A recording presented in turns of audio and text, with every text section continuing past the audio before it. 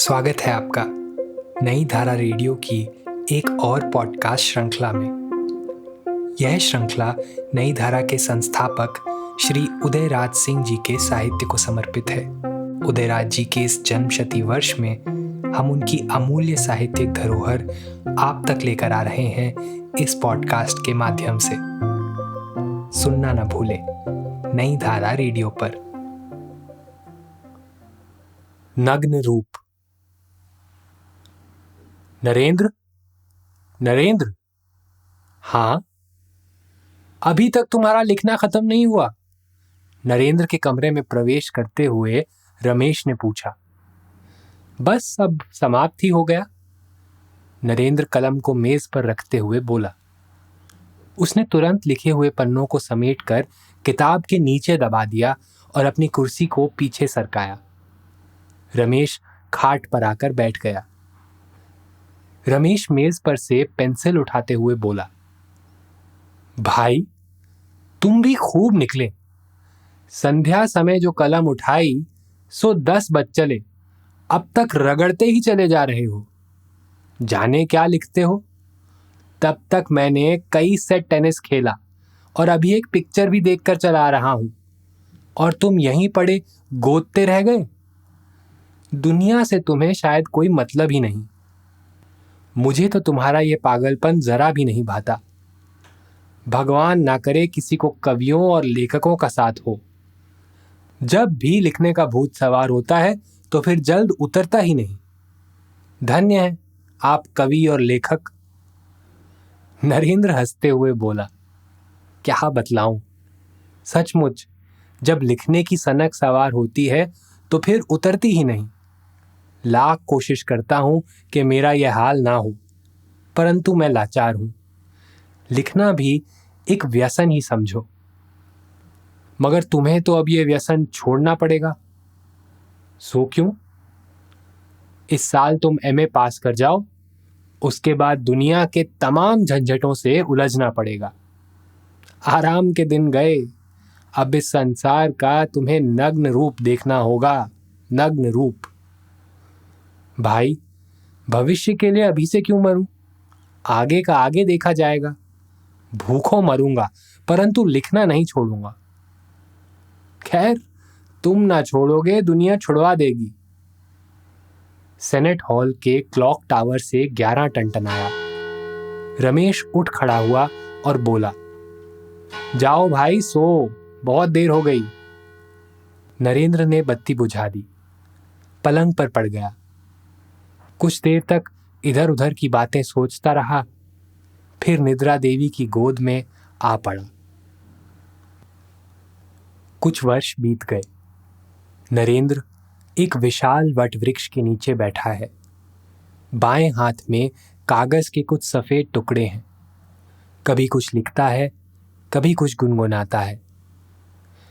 नाविक चल उस पार, रात अंधेरी, नैया छोटी फिर भी। अभी गुनगुना ही रहा था कि पास के खपरेल के मकान से एक बच्चा निकलकर उसके निकट दौड़ता चला आया। वह हांफते हुए बोला, बाबूजी, खोमचे वाला आया है, कुछ पैसे दो, गुलाब जामुन खरीदूंगा। और नरेंद्र गुनगुनाता ही रहा, कुछ पैसे दो गुलाब। बच्चे ने अपने नन्हे नन्हे हाथों से पिता की ठुड्डी पकड़ ली। बेटा राजू, पैसे मेरे पास नहीं हैं, तू खेलने जा। नरेंद्र ने प्यार से राजू के मुंह को पुचकारते हुए कहा। यह बदमाश खोमचे वाला तो मानता ही नहीं। कई बार कहा इधर ना आया कर, फिर भी। राजू ने गिड़गिड़ा कर जिद किया, नहीं बाबूजी, जेब देखो ना, पैसे होंगे। नरेंद्र ने जेब टटोली, एक पैसा निकल आया। उसे लेकर राजू भाग गया। नरेंद्र ने फिर कलम उठाई। कुछ देर सोचता रहा, मगर कुछ लिख न सका। उठ खड़ा हुआ, कागज और पेंसिल को जेब में रखते हुए बाजार की ओर लपका। अभी 2 ही कदम बढ़ा होगा कि राखी मिल गई। नरेंद्र झट पूछ बैठा, बाजार नहीं गई? पैसे भी हों, और मुंह बिचका दिया। नरेंद्र तमतमा उठा, मगर करता क्या। फिर शांत हुआ। जेब से कागज के पन्नों को निकालकर टुकड़े टुकड़े कर डाले और तालाब में फेंक दिया। फिर कुछ दृढ़ होकर कहा, खैर, हम भूखों मरे, मगर बच्चा कैसे रहेगा? उसे तो कुछ देना ही होगा। अच्छा, बाजार जाता हूं। नरेंद्र बाजार दौड़ गया। सूबा की दुकान पर पहुंचा, जेब से एक पेंसिल निकाली और दुकानदार से पूछा, भाई, इसका दाम क्या होगा? 1 पैसा? 2 आने की है भाई। बाबू साहब, पुरानी हुई, और यह तो देहाती टटपुंजुआ दुकान ठहरी। पैसे 2 पैसे की चीजें लेता देता हूं, यहां फैंसी चीजों की क्या जरूरत। नरेंद्र ने पेंसिल को फर्श पर फेंक दिया और 1 पैसा उठा लिया। बगल ही के एक बनिए की दुकान से भूंजा खरीदा और घर की ओर चल दिया।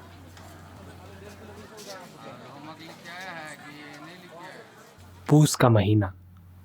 संध्या होते ही लोग अपने अपने घर में घुस जाते हैं।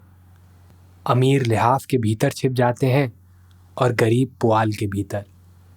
योगी यति धूनी रमाकर सर्दी से बचते हैं, परंतु जिस अभागे के पास इन तीनों में से एक भी ना हो, वह क्या करे। वह चाहे अट्टालिकाओं की मीनार से निकलते हुए धुएं को देखकर अपनी छाती सेके, या रात भर दैया मैया करते राम नाम जपते ठिठुर ठिठुर कर प्राण गवाए।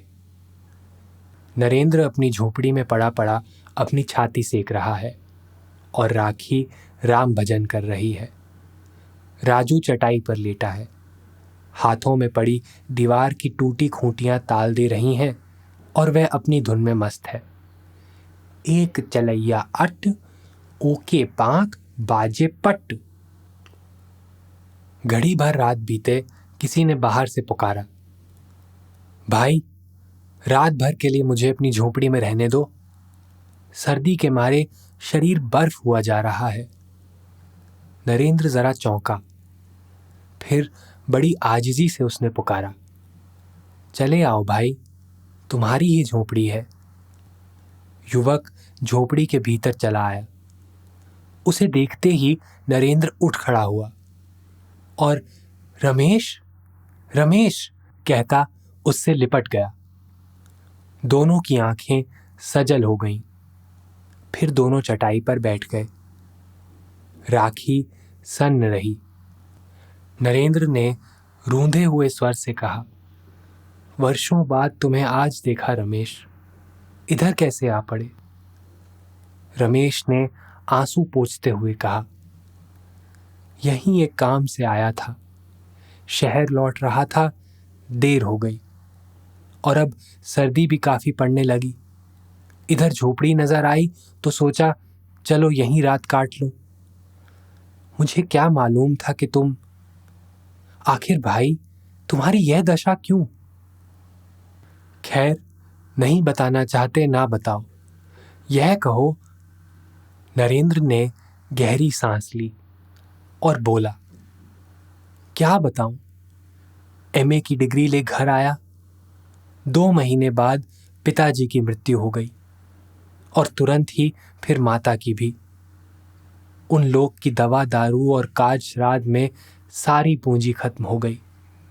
यहां तक कि खेत बाड़ी घर द्वार सब नीलाम हो गए। आज इस झोपड़ी में जिंदगी काट रहा हूं, देखूं यह भी कब तक।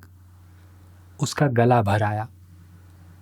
सचमुच तुम्हारी दशा बड़ी बुरी हो गई भाई, किसी की एक सी कभी नहीं चली। सुख दुख के चक्कर में बारी बारी से सबको पड़ना ही पड़ता है। धीरज धरो, फिर तुम्हारे दिन पलटेंगे। रमेश ने सिर की टोपी उतारी, रुमाल से मुंह साफ किया और चमक कर बोला, और हां, तुम तो कविताएं लिखते थे। तुम्हारी कविताएं तो बड़ी अच्छी होती थीं। भगवान ने तुम्हें प्रतिभा दी है, तुम तो लिखकर भी कमा सकते थे। कविता? हां, लिखता होऊंगा पूर्व जन्म में, इस जन्म में नहीं। क्यों? रमेश कुछ देर चुप रहा, फिर बोला, तो फिर कविता लिखना बंद क्यों कर दिया? इसलिए कि मैं अब कुछ नहीं लिख सकता रमेश। कुछ साल पहले मेरे अंदर भावना की धारा थी, और हाँ, उसमें कभी कभी ज्वार भी उठा करता था। पर अब ना वह धारा है ना ज्वार। लिखूं क्या खाक? यह तो बड़ा बुरा हुआ। तो मेरे लिए अच्छा हुआ ही क्या है? हाँ, यह भी। भाई, मैं रोटी दाल के दलदल में बेतरह फंस गया। लिखने और सोचने की सारी शक्ति ही जाती रही। संध्या समय प्रतीची में विलीन होती हुई लाल किरणें अब मेरी कलम नहीं उठा पाती। जेब टटोलती हैं। एक आध पैसा भी निकल जाए कि मेरे बच्चे के लिए 2 मुट्ठे भुने चने का इंतजाम हो सके। भोर का तारा देख अब उषा का आवाहन करने की याद नहीं आती। अब तो भाई दोपहर को 2 रोटियां और शाम को भुने चने की याद सताती है। झिर झिर बहते हुए शीतल समीर में मुझे मलय शिखर पर बैठकर पुकारती हुई वनबाला की आवाज सुनाई नहीं पड़ती। राजू के कोमल कंठ से निकलती हुई पुकार सुनाई पड़ती है, बाबूजी, जाड़ा लग रहा है। अजी, तुम कहते थे कि मैं लिखना कभी नहीं छोड़ूंगा, और तुम भी तो कहते थे ना कि तुम ना छोड़ोगे, दुनिया छुड़वा देगी। रमेश चुप था।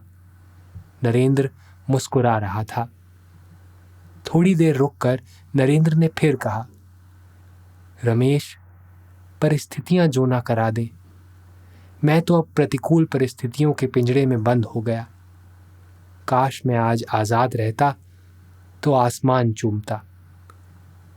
रमेश कांप रहा था। राखी थरथरा रही थी। और राजू, मां के आंचल में छिपा हुआ राजू शीत के मारे मां के कलेजे में घुस जाना चाहता था। बाबूजी, नरेंद्र ने जरा दृढ़ होकर कहा, बेटा, मैं अभी आग लाता हूं। नरेंद्र उठा तो रमेश ने अपनी जेब से दिया सलाई निकालकर उसके पास फेंक दी। मगर लकड़ियां कहाँ हैं? धीरे से राखी बोली। लकड़ियां लाता हूं, कहता हुआ नरेंद्र झट कोने से कागज का एक मोटा सा गट्ठर उठा लाया और उसमें जलती दिया सलाई की बत्ती लगा दी। धुआं निकला। भक से वह लहर पड़ा। रमेश ने चौंक कर पूछा, अरे, ये तो तुम्हारी रचनाओं वाला गट्ठर है। यह क्या कर दिया तुमने? वह आग की ओर लपका, परंतु नरेंद्र ने उसे पकड़ लिया। जल जाने दो इन्हें, अब इनका कोई मूल्य नहीं। यह बेकार कागजों का बंडल है। नरेंद्र निराशा के आवेश में कह गया। सबों की कपकपी बंद हो गई थी। झोपड़ी गर्म हो गई थी, मगर नरेंद्र कांप रहा था।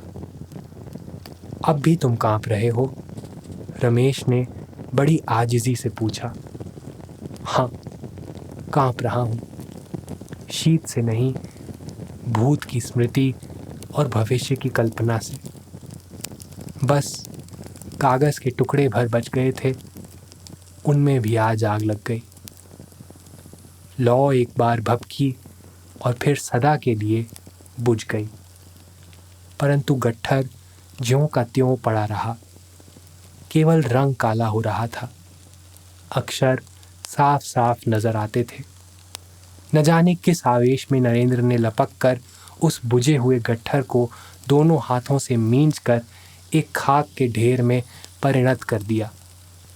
उसकी आंखों से 2 बूंद लो टपक कर उस खाक की ढेरी में भूं भूं करती विलीन हो गई।